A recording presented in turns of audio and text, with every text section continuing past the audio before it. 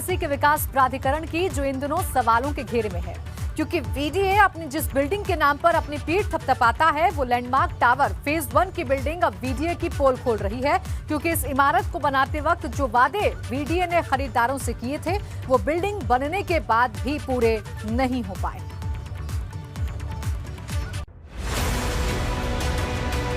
एक भी सुविधाएं उस प्रकार की नहीं है जो वीडीए ने घोषित किया है। ये बदलालपुर की महत्वाकांक्षी परियोजना लैंडमार्क टावर फेज 1 की वो बिल्डिंग है जिसे वाराणसी विकास प्राधिकरण तिलक की तरह माथे पर लगाता है। जब भी वीडीए को अपनी पीठ थपथपानी होती है तो वो इसी बिल्डिंग का उदाहरण देता है।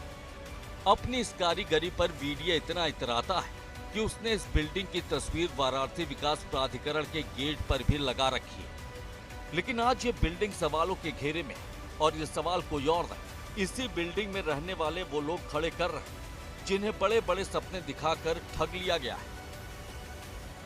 सवाल नंबर 1, इस बिल्डिंग को लेकर बुकलेट में दी गई सुविधाएं आखिर मुहैया क्यों नहीं कराई जा रही? सवाल नंबर 2, इस बिल्डिंग की अव्यवस्था को लेकर की गई शिकायतों पर आखिर संज्ञान क्यों नहीं लिया जा रहा?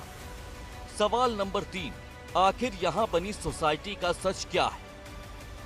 और सर, हम लोगों को प्रॉब्लम है कि जो हम लोगों को सुविधा मिलना चाहिए, जो जिसने बीडीए ने हम लोगों को देने के लिए बोला है, वो हम लोगों को दिया नहीं गया और फ्रॉड किया गया।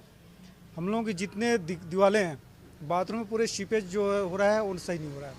वो सब जो है कि 3rd क्लास का मटेरियल लगा हुआ है। बुकलेट में उस जो है 24 hour internet connectivity, dish connection, intercom, solar light और CCTV camera, health club, gym जैसे तमाम सब विभाग हम लोगों को दिखाए गए थे। और जब सुविधाएं यहाँ नहीं मिली तो हम लोगों ने एप्लीकेशन के माध्यम से अपनी समस्याओं को हम लोगों ने अवगत कराया और ये निवेदन किया कि ये चीज़ें हम लोगों को बताई गई हैं। चूँकि वीडीए सरकारी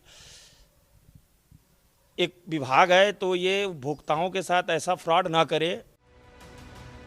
आपको बता दें, इस बिल्डिंग की बुकिंग 2012 में शुरू हुई और 2014 में इसे लोगों को हैंडओवर भी किया गया। उस वक्त यहाँ parking, community hall, health club, library, intercom और सीसीटीवी इंटरनेट कनेक्टिविटी से युक्त परिसर जैसी तमाम सुविधाओं के सपने दिखाए गए थे और लोगों ने इन्हीं शर्तों पर इसकी रजिस्ट्री कराई थी। लेकिन उस वक्त जितने भी सपने दिखाए गए थे वो आज मुंह चिढ़ा रहे, क्योंकि पार्किंग में हर वक्त पानी जमा रहता है, जबकि health club, library, solar street light, intercom, internet connectivity की सुविधाएं आज तक नहीं मिल पाई। इन मांगों को लेकर लोगों ने कई बार शिकायत दर्ज कराई, लेकिन उनकी समस्या का कोई निवारण नहीं किया गया। आज भी समस्या जस की तस है और अब तो बिल्डिंग का रंग भी काला पड़ने लगा है।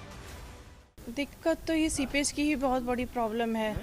जितना भी पेंटिंग वेंटिंग सब घर को डेकोरेट करवाया वो सब बेकार गया, सारा का सारा चीज़ें। और दूसरा कि न जो चीज़ दिया गया था, जो कहा गया था बुकलेट में, वो चीज़ें कुछ भी नहीं है यहाँ पे। हाँ, शिकायत तो शुरू से ही, जब से हम लोगों ने हैंडओवर लिया है तभी से उसको जो है शिकायत हो रही है, पर इस पर कोई सुनवाई नहीं हो रही है। बस 2-4 लोग हाँ हाँ करके फिर उसको फाइल को फिर वहीं जहाँ की शुरुआत होती है फिर वहीं पर आके रुक जाती है। कमियाँ तो देखिए इसमें बहुत सारी हैं।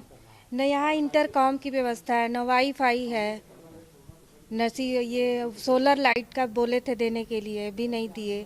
हमारा जो बेसमेंट है बरसात के दिनों में पूरा लबालब पानी से भर जाता है, एकदम समझिए पूरे अंदर से बुलबुले फूटते हैं उसमें। बहुत बार शिकायत हो चुकी है लेकिन कोई सुनवाई नहीं है।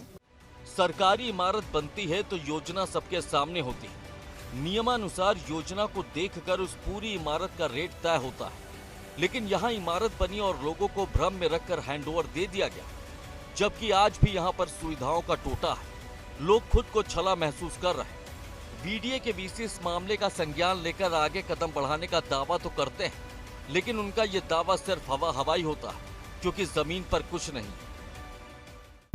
सबसे पहले मैं बताना चाहूँगा कि लैंडमार्क टावर 1 वो हिस्सा है हमारे लालपुर योजना का जहाँ पे ऑलरेडी RWA है, स्थापित हो चुकी है और जहाँ पे RWA को हैंडओवर भी किया जा चुका है।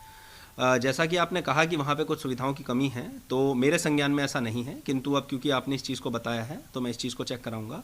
लेकिन जैसा मैंने अभी कहा, एक बार जब संस्था द्वारा RWA को हैंडओवर किया जाता है तो हैंडओवर के समय RWA द्वारा ये चीज़ें देखी जाती हैं और यदि कोई कमी होती है जो बताया गया था उसके अनुसार नहीं होती है तो उसको पूरा कराने की आवश्यकता होती है।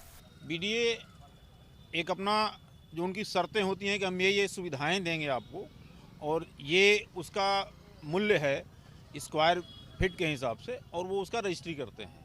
लेकिन स्थिति इनकी इस प्रकार की है कि जितनी भी चीज़ें ये घोषित करते हैं या जो कॉन्ट्रैक्ट करते हैं कस्टमर से कि मैं ये सुविधाएं आपको यहाँ प्रदान करता हूँ और उसका वो मूल्य लेते हैं, वो सुविधाएं बिल्डिंग गिर जाने के बाद तक लोगों को नहीं मिल पाती हैं और लोग दौड़ते रहते हैं बीडीए तक। बीडीए के हिसाब से तो ये बहुत बड़ी परियोजना है, बनारस की दृष्टि से बहुत बड़ी परियोजना है, लेकिन वहाँ भी स्थिति इनकी यही है। अब सवाल इस बात का है कि जो सबको नियम समझाते हैं, अपनी कार्रवाई का डंडा चलाते हैं, आज उनकी अपनी योजना में गड़बड़ झाला पूरे विभाग को आईना दिखा रहा। लेकिन इन सब के बावजूद भी सिस्टम की नींद टूट नहीं रही। उन्हें न लोगों की परेशानी नजर आ रही और न ही अपनी लापरवाही।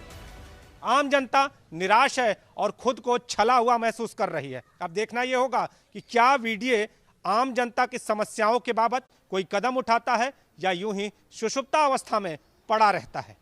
कैमरामैन विशेष के साथ नीतीश कुमार पांडे, एबीपी गंगा, वाराणसी।